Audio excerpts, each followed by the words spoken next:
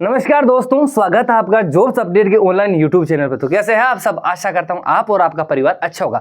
दोस्तों, जैसा कि आपको पता है कि 4 फरवरी से आपके एसएससी जीडी के एग्जाम स्टार्ट है।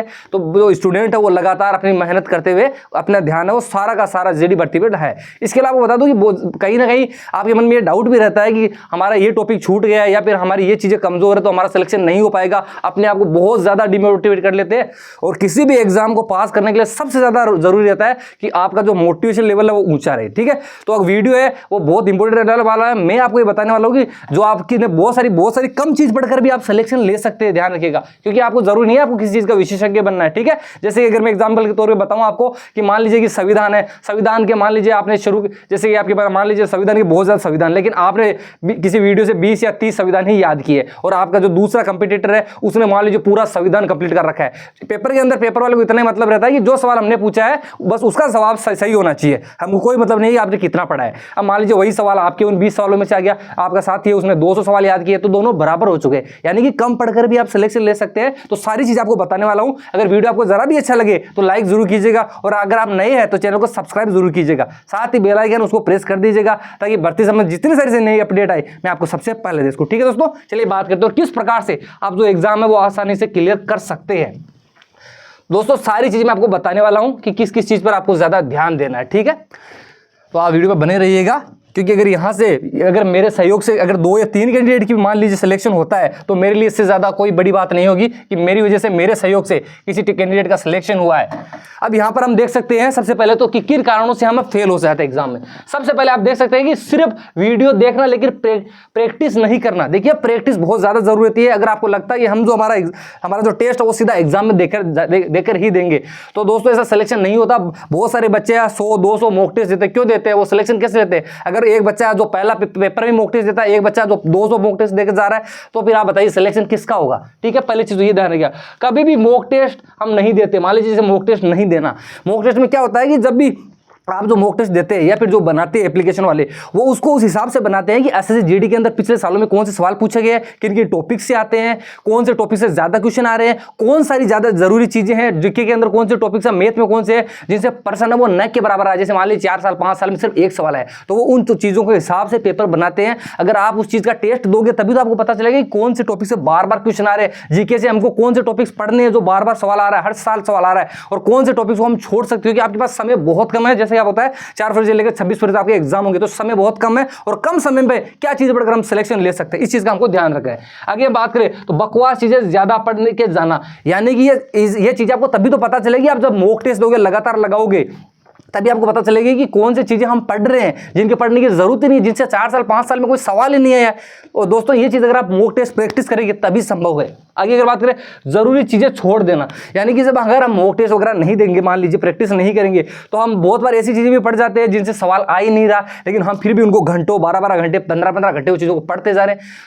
हमको बस उतना ही पढ़ना है जिन टॉपिकों से एग्जाम में सवाल आ रहे हैं। हमको सिलेक्शन लेना है, अनावश्यक चीजें पढ़कर आप अपना समय खराब मत कीजिएगा बिल्कुल भी। आगे बात करें तो आप देख सकते हैं कि जैसे क्विज और मॉक टेस्ट नहीं देना, तो सबसे पहले चीज ये बता रहा हूं कि जो आपके मॉक टेस्ट होते हैं दोस्तों वो ही सबसे ज्यादा जरूरत है। आप प्रैक्टिस ज्यादा से ज्यादा प्रैक्टिस कीजिए। आपका सिलेबस जो है, देखिए 100% सिलेबस कभी भी किसी भी चीज का कंप्लीट नहीं होता, पहले बता रहा हूं। अगर आपको मान लीजिए 70% भी है तो मॉक टेस्ट लगाइए। ठीक है, मॉक टेस्ट के अंदर हमको बहुत सारी चीजों का ध्यान रहा है, मैं आपको सारी चीजें बताने वाला हूं। अगर इसके अलावा लो लेवल क्वेश्चन पर आश्रित होना, यानी किसी से मैथ का मान लीजिए टॉपिक, उसके अंदर आपको 7 टाइप के क्वेश्चन है, आपने मुश्किल से शुरू के 4 टाइप के लगा दिए और आगे वाले की सके। क्यों? क्योंकि जो पिछले का 5वां 6वां 7वां टाइप के स्टेप है वो थोड़े से हार्ड लग रहे हैं तो चलो वो छोड़ देते हैं। ऐसा नहीं होता दोस्तों।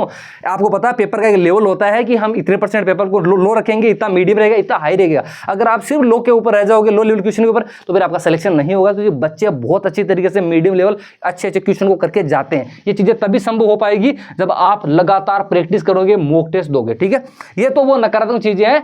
अब आप बता देता हूं कि किस तरीके से हम सिलेक्शन यहां से ले सकते हैं। ठीक है, अपने आप को मोटिवेट रखना। देखिए, जितना पढ़ा है उतना बहुत है, क्योंकि देखिए पढ़ाई का दोस्तों सही बताऊं तो कोई अंत नहीं है। कितना ही पढ़ लीजिए जीके को, आप कितना पढ़ लेंगे मुझे बताइए। आप 10 साल पढ़ लीजिए, फिर भी ऐसा नहीं कि आप 100 में से 100% जीके सही कर सकते। अब यहां पर देखिए, पेपर पूरा एनालिसिस करना है। सबसे पहले पेपर जो आएगा उससे ये मैं बात कर रहा हूं, जो आप मॉक टेस्ट देते हो ना, कि मान लीजिए 100 सवाल आए या मान लीजिए आपके 80 सवाल आए, उसमें से 60 सवाल आपके सही है, 20 सवाल गलत हुए। ठीक है, 20 गलत हुए तो कौन से गलत हुए हमारे, किस टॉपिक के क्वेश्चन बार बार हमको मॉक टेस्ट के अंदर ज्यादा देखने को मिल रहे हैं, इसके अलावा कौन से सवाल है जो हमारा मैथ के अंदर कौन सा सवाल है जो हमारा ज़्यादा समय खा रहा है, तो हमको वो भी देखना है। जो सवाल पेपर में भी बता रहा हूँ, जो पर्सन आपका समय खा रहा है उसको एक बार स्किप कर दीजिएगा। हो सकता है मैथ के एक सवाल में आप 4 मिनट लेके बैठ जाओ, उधर हो सकता है मैथ के आप 4 मिनट के अंदर 5 सवाल कर सके। तो इसलिए जो हार्ड क्वेश्चन है उसको सबसे लास्ट में करना है, ठीक है।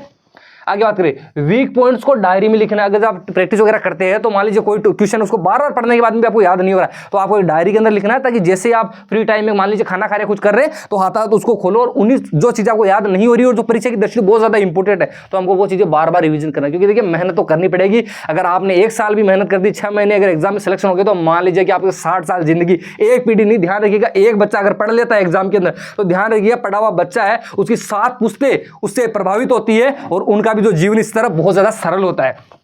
एक ही क्वेश्चन को लेकर न बैठे। जैसे कि मैंने आपको बताया, जो क्वेश्चन हार्ड आ गया एक बार उसको छोड़ दीजिए, किसी भी सब्जेक्ट से हो, ठीक है। ज्यादा मोस्टली मैथ का होता है, एक बार उसको छोड़ दीजिए, जो आगे के पर्सन पे आपको चलना है, ठीक है।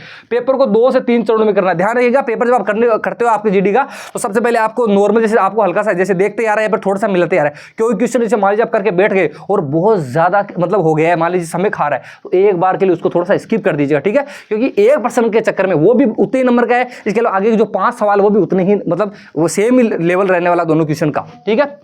हार्ड क्वेश्चन को लास्ट में देखना। मैंने आपको हर चीज़ पहले बताई है कि देखिए हार्ड क्वेश्चन है, हो सकता है 3 सवाल जो हार्ड आपका 10 मिनट खा जाए और उसी 10 मिनट के अंदर आप दूसरे 15 सवाल कर सकते हो, ठीक है। तो हार्ड क्वेश्चन के अंदर तो मान लीजिए नहीं आ रहा तो आप लास्ट के अंदर तुक्का भी लगा सकते हो। उसका भी मैंने वीडियो बनाया था, आप देख सकते हैं बहुत अच्छा तरीके से, ठीक है।